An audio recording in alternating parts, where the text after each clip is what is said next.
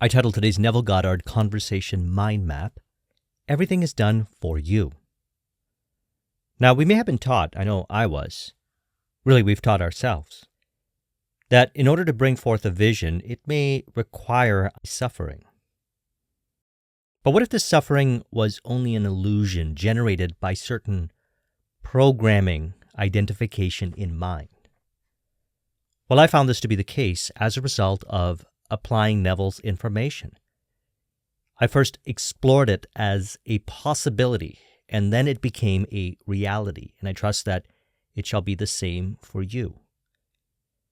In my past, unnecessary forcing to make it happen played out as suffering until I accepted that all of creation is complete and inside, thus infinite possibilities exist within you, and all we do is accept that our vision is an established fact within, as everything happens naturally to realize it.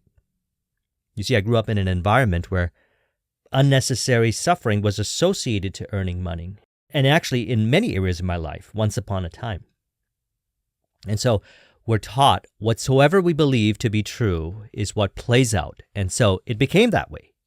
Unnecessary suffering, but earning good money. Then in 2004, I came across Think and Grow Rich, and he suggested that if I believed that money was a result of hard work alone, perished the thought. So upon accepting that suggestion that he mentioned, I started actually working less, earning more, and when I was working, it didn't seem like much of a degree of suffering. This was how I operated from until I came across Neville's information, which my beliefs, yet again, were on the table for questioning in a quite polarizing way when I read the following. The question is often asked, what should be done between the assumption of the wish fulfilled and its realization? Nothing. It's a delusion that, other than assuming the feeling of the wish fulfilled, you can do anything to aid the realization of your desire. You think you can do something, you want to do something, but actually, you can do nothing. The illusion of the free will to do is but ignorance of the law of assumption upon which all action is based. Everything happens automatically. All that befalls you, all that is done by you, happens. Your assumptions, conscious or unconscious, direct all thought and action to their fulfillment. When I read this nothing part, I was actually, in a way, kind of offended. However, I knew that it deserved a sympathetic read, lest I jump to a conclusion from past belief identification, which had served me to a certain degree. As I track back on my life, I saw that although I seemed to be operating with less suffering, since Think and Grow Rich, Neville seems to imply that even the remainder of the suffering was my own making, or at least that was my interpretation of what he appeared to be suggesting. Now let's go deeper into this part here. All that befalls you, all that is done by you, happens. Your assumptions, conscious or unconscious, direct all thought and action to their fulfillment. So this is a nuanced point. All that is done by you happens. Your assumptions, conscious or unconscious, direct all thought and action to their fulfillment. So I realized then, any unnecessary force-based suffering along the way was probably unconscious assumptions that I was identifying with along the way. So I put it to the test in my business initiative first. I said I wanted first class, which we'll discuss later. And what I noticed was very interesting. I noticed that it seemed that life was happening automatically. Body would move automatically. It appeared to increase my business, improve the quality of my life, and emotional turmoil and overthinking in relation to what I accepted as true in imagination became a thing of the past. I realized then just how much of an illusion the unnecessary suffering was in my business dealings, and the convoluted behaviors that would play out as a result were related to those suffering-based assumptions which I had once accepted as true. So all I did was release the identification in mind that I have to do anything other than accept that everything is done for me. Now, this is a wonderful thing. So we have been speaking about how whenever we have a desire, we fulfill it in our imagination. Desires are sacred. We accept them as already fulfilled in imagination, and we move on with our lives, and they play out as the experiences in life. Now, this part here seems to make it seem like it's autopilot. I found it to be very real, human experience, five sensory vividness. However, the unnecessary self-inflicted suffering is no longer there. Sometimes I think, was this all part of the journey of committing to flow in 2017 when I made it a priority? As this is a deep state of flow, which we call autotelic. Life has become autotelic now, living from the ideal state of being. Now, this is something that we understand experientially by applying this information, for as we do, we notice the changes and further acknowledge our ideal inside as it further mirrors into other areas of our lives, such as friendships, creative endeavors, all areas of our lives, actually. In the Bible, it states, "Do not conform any longer to the pattern of this world, but be transformed by the renewing of your mind." Romans 12:2. So what we do is release the identification of our past beliefs to what appears and return to our formless self, acknowledging that everything is rearranging to reflect our vision. Unnecessary suffering is a lot of times caused by trying to control the outside, which is to conform to the patterns of the world, rather than accepting that what we desire is an already established fact, for all things exist now, and you choose. That is your creative use of the power that exists in everyone, actually. I like to refer to this as leaving doubt outside your mind. Your mind is a sacred place. It is your room in which you pray. Matthew 6:6. When you pray, go into your room, close the door, and pray to your Father who is unseen. Then your Father who sees what is done in secret will reward you. Now, one of my favorite exemplifications of this passage was the story of Abdullah, Neville Goddard's teacher, who was an Ethiopian rabbi. Let's read parts of the story. I said to Abdullah in late October, "Ab, you know I've been gone from Barbados for almost 12 years. I came here in 22. It's been 12 years, and I've never had a desire to go back. But now I have a hungry desire, a haunting desire to go to Barbados. Not a thing stops me but a lack of money. I have no money." He said to me, "You are in Barbados." I said, "I'm in Barbados?" He said, "Yes, you are now in Barbados, and so you see Barbados, and you see America from Barbados, and you can smell the tropical land of Barbados, see only the little homes of Barbados, and that's all you do. You just simply sleep this night in Barbados." Well, I thought him insane, really. Well, nevertheless, that night I slept in Barbados. I assumed that I'm in Barbados in my mother's home, and that I saw America relative to Barbados, and it wasn't under me that night. It was north of me, about 2,000 miles. Well, the next day I didn't tell him anything. About a week later, when nothing happened, I thought I would approach him. This time we've moved into November.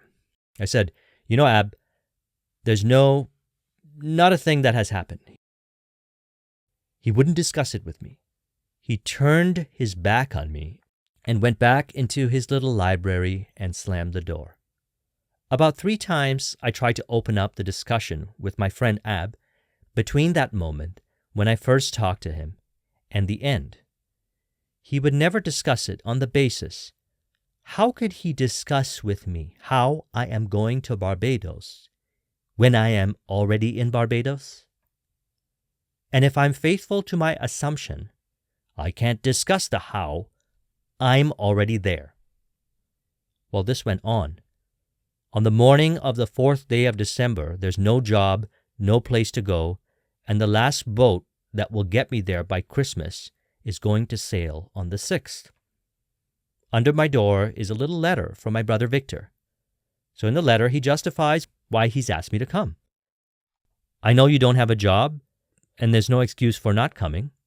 and I'm notified the Furnace Witty line that you'll come for a ticket. Well, I was so excited. I rushed down to the Furnace line. They said, yes, we have a message here from your family in Barbados. We'll give you a ticket, but we haven't any first-class tickets. You can go third class and use the facilities of first, but you have to sleep third class until you hit the island of St. Thomas. When you hit St. Thomas, someone disembarks, and then you may take a first-class bunk. I said, I'll take it. I rushed right up to Abdullah, and I said, Ab, I got my ticket for Barbados, but I have to go third class. I'm elated and happy about it. He said, who told you that you are going to Barbados? And who told you that you went to Barbados third class? You went to Barbados and you went first class. He would say no more. He isn't even happy that I'm going to Barbados now. So I went down on the morning of the 6th day of December with my third class ticket, went up to the desk. As they're checking in the passengers, I put my ticket forward and they said, I've got good news for you, Mr. Goddard. Someone has canceled and you're going first class. And I went first class all the way to Barbados, 10 days down, 10 days back, with 3 heavenly months in Barbados. Now, there's a ton of symbolism here in this story, which we could discuss over many videos. However, today I want to emphasize the first-class journey to the destination, and also closing the door to doubt, leaving the world alone, not allowing yourself to be conformed by the suggestions of the past in relation to what you desire, and accepting what you desire. For me, I never want to forget that not only do I want to experience what I want, I also want to arrive first class, which means zero unnecessary self-inflicted suffering, first class all the way, as all roles shall be played to realize the vision. This is first class, everything graciously done for you in the spirit of harmony. So assume formlessness and give form to what you imagine and accept it as done. Then move on with your first class life. Life is already first class. Now, just like the wants of each person may differ, so does first class for one person might mean something totally different for another. But whatever it is important to never settle, as Steve Jobs mentioned in his commencement speech. Follow your heart.